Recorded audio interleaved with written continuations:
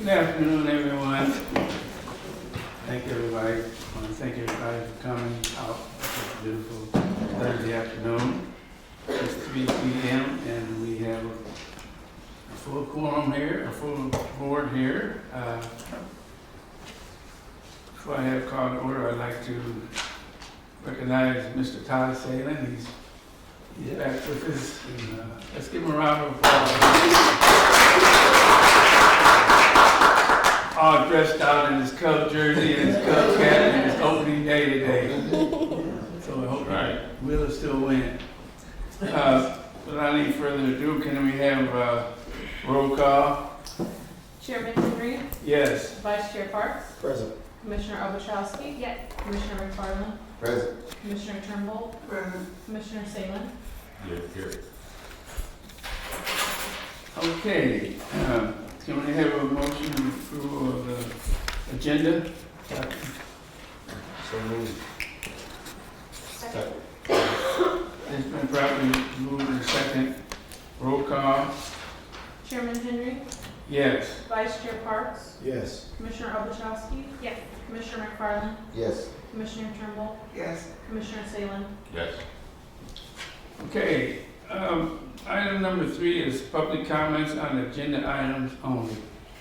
They don't have anything to say yet. Okay, well, we'll move right on down. Approval of the minutes, the regular minutes from February 22nd, 2024.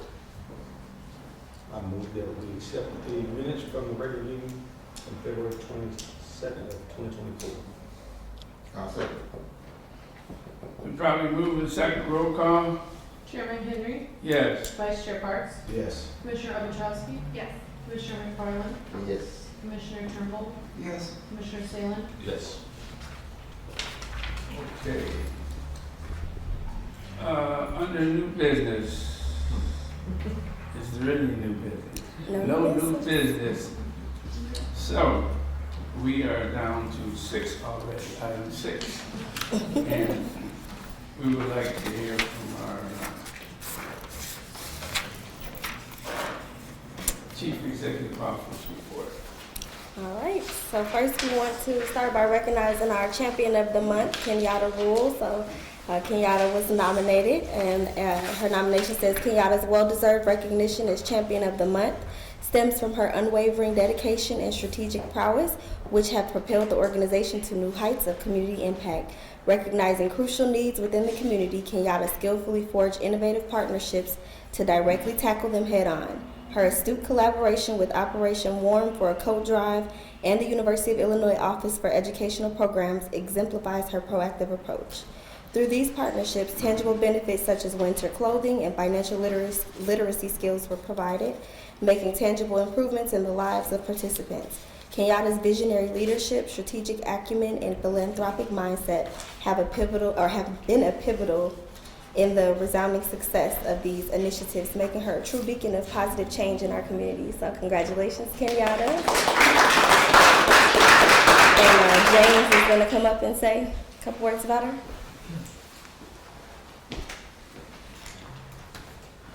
Good afternoon, board. Kenyatta came to us in 2022 as our supporter service coordinator. Then in May of 2023, she became our shift coordinator, or one of two. I think her becoming champion of the month is really a testament to all of her work that she's done here at the Housing Authority. The nomination that Lily just read off is really sums up a lot of really what she brings to the table here at the Housing Authority, her attitude, her work with clients, and her work out in the community. So, I hope that she continues to, I have every bit of faith that she will continue to set this bar and set it even higher for herself and her teammates, and for the staff here at the Housing Authority to continue to set this high standard of work. So again, Kenyatta, congratulations. And Kenyatta, would you like to say anything? Come.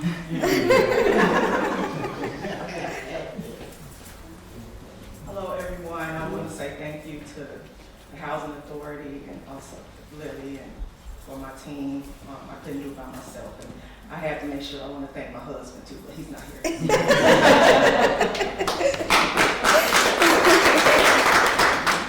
It's well deserved, Kenyatta, and we'll have a trophy and a plaque for you.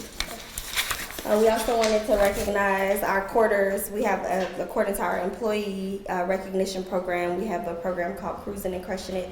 We recognize that not everyone can be nominated for Employee of the Month, but we do want to recognize consistent performance. And so Anna and Jessica, they were recognized by their peers and leadership as two people who have displayed consistent performance. And so we just wanted to highlight them this month. They were also celebrated at the board meeting. They got a $50 gas card for the cruising and a crush pop for the crushing it. All right, updates and activities. I was in the News Gazette for the 24th or 224th installment of Beyond the Boardroom. So that was pretty exciting. I got to answer some fun questions about myself and just share about the work that the Housing Authority is doing and why I love being here. So that is out there to see. We also hosted a workshop for Hope Fair Housing on a source of income. And so it was really well attended. A lot of good resources were shared. So we were hoping to do that on a quarterly basis with Hope Fair Housing and focusing on different topics, but all around fair housing. So that was a really great opportunity to bring them in. We also hosted another HCV landlord luncheon. This is just something the HCV department has been working really hard on to get more landlords involved and wanting to participate in the HCV program. And it's been very successful, and it's been very well attended. We're getting a lot of positive feedback from the community and the landlords. Opportunity for them to learn and then have lunch and just kind of meet with the staff. If they're hesitant about the program and they're new landlords, that we can answer questions for them. And so these have been really great opportunities. And the HCV department has also been going to meetings in the community that are, like landlord meetings outside of where we host ourselves. So we're really working on landlord engagement and really trying to get landlords involved in our program.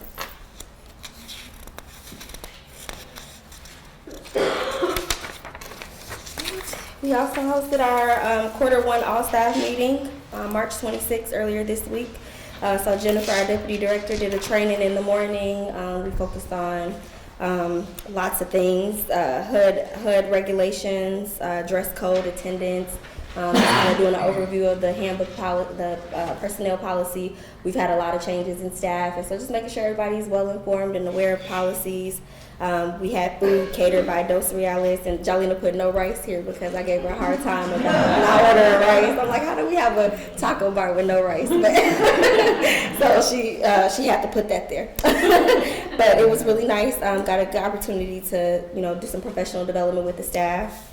And then we also hosted in the afternoon, we had an active shooter training. And so he went over the most proactive steps in case there is an active shooter, which is run, hide, fight. And so it was really, really cool opportunity to learn. Got some really great statistics, learned about building a profile for someone who may potentially be an active threat. And so I think it was very beneficial for us at the Housing Authority to have this training. So yeah. And then that's all I have for my report. We didn't have the youth bill slides in here. After finance. Oh, okay. Well, I'll skip ahead, Jean. You said most of these are well attended. What's some of the numbers you talked about? Some of the numbers. I think the one we had last month, there was about 30 landlords there. This one, it might have been a little smaller, 10. So. How do you set the dates for landlord meetings? Is it just the same once a month? Same week of every month. What The second Thursday. Second The Thursday. second Wednesday of every month. Second Wednesday of every month. Would you like us to send out? Well, we can send out to the board just like a notification. Just put it on the calendar in case any of the board members would like to show up or share the information. I was just wondering if landlords can say, how do I get in contact with somebody? Oh, okay. And give them information if I'm sure. Mm-hmm. All right. On March 5th, can you skip ahead, Jean? Past finance, thank you. On March 5th, we had So initially with the Youth Build program, the students, we were told we were going to select 15, and we had about 50 young people come through the program. And so they asked, could they do a presentation on why we should keep all 25 of them. And so they did such an amazing, outstanding job that we did decide to keep all 25 of them instead of the 15 that they originally set out. They really advocated for themselves. They really spoke up for themselves. And so it was awesome to see that, and awesome to see their work. They put together these really awesome presentations, and some of them were scared, and they were like boosting each other up to do the presentation. And so it was great. And so we ended up keeping all of them. And then we made walking tacos for lunch. And then on March 8th, following that presentation, we did a induction ceremony for them, and Dr. Henry came and gave a couple words of encouragement. And so we accepted all of the young people into the program for this current cohort. So they have started, Youth Build has started a new cohort with about 25 young people in there. And so that's all I have for my report. And then now, June, you can go back to finance.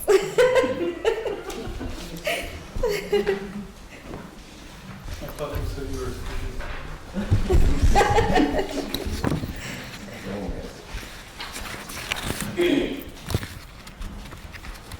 Okay, well, I wanted to mention that in the month of February, we made payments for $379,000.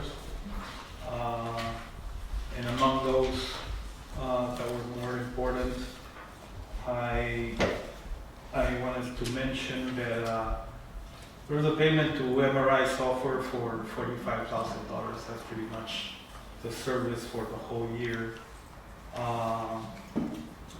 There was also a payment to housing insurance services, which is one of our installments for all the policies that we have, liability, property, work comp, etc. We also had a payment to our blood card consulting, who's our HR consultant, and this was actually several months from last year, July through December was paid. So it's not a recurring expense, not on that magnitude. And the other payment that was important, we paid Brooks Jeffrey Marketing, or Jeffrey Brooks Marketing. We made a payment in total of $18,000. They were mainly referred to our website and a couple of other marketing related things that were paid. As far as the budget, the real versus budget, I wanted to mention here on that graph, we have in red we have the actual, and in blue we have the budgeted amount. And I want to say that at least, although we are under what we were expecting on revenue, at least as of February, the part of the expenses was pretty much kept according to budget. There's the two bars you can see there graphically that are pretty much the same size. So, like I said, the revenue part was a little under what was expected, but it's just 2 months of the month. Sometimes the early months can be a little misleading, especially in the revenue side. Things appear to be a little more consistent towards as the year goes by. The next graph, please. Oh, sorry. Okay, so these are the blended components. Basically, the rats are there, and this is the same idea, but I was actually comparing the revenue that had the budgeted and the actual. So like I said, we are a little under on the revenue part, and that's actually what explains what I mentioned before. Any questions?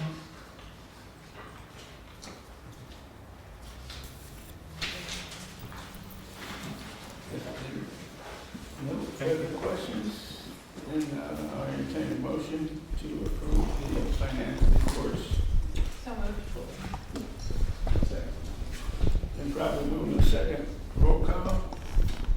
Chairman Henry. Yes. Vice Chair Parks. Yes. Commissioner Ovechowski. Yes. Commissioner McFarland. Yes. Commissioner Turnbull. Yes. Commissioner Salem. Yes. Okay.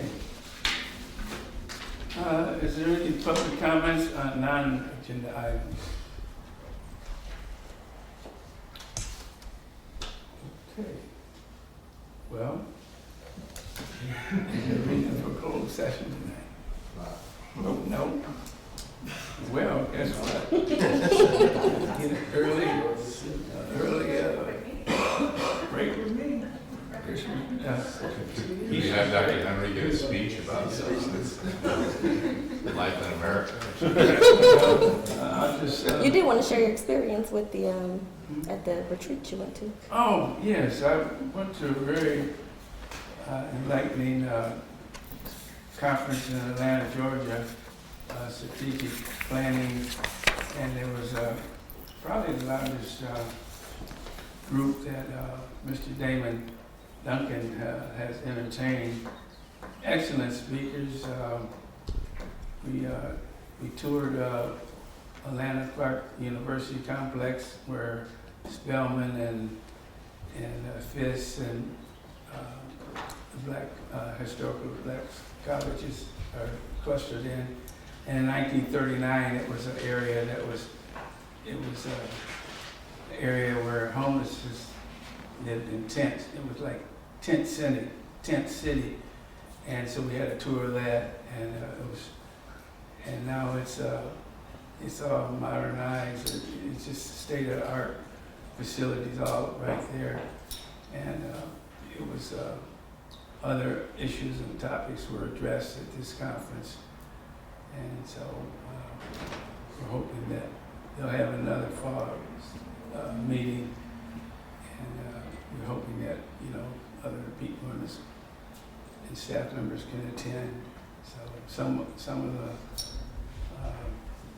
agencies, like from Paducah, Kentucky, they brought 6 people, and they had director of operations, they had their administrative assistant, and there was people from Toledo, Ohio, and Michigan was well represented. Different housing agencies from Michigan was represented. So I shared a lot of information with Ms. Lawton when I got back, and we're doing a number of these things, but there's a lot of things that we can kind of take bits and pieces of information and maybe incorporate it in some of the things that we're doing here. But it was excellent, and it was I wouldn't say it was intense, but it was very interactive.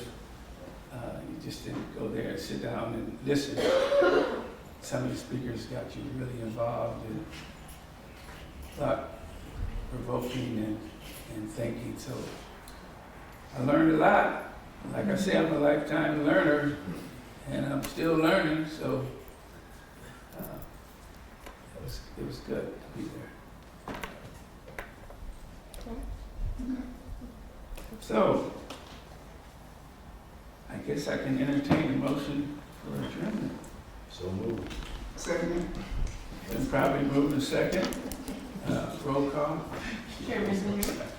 Yes. Vice Chair Parks. Yes. Commissioner Ovechowski. Yes. Commissioner McFarland. Yes. Commissioner Turnbull. Yes. Commissioner Salem. Yes. Adjourned. Yeah.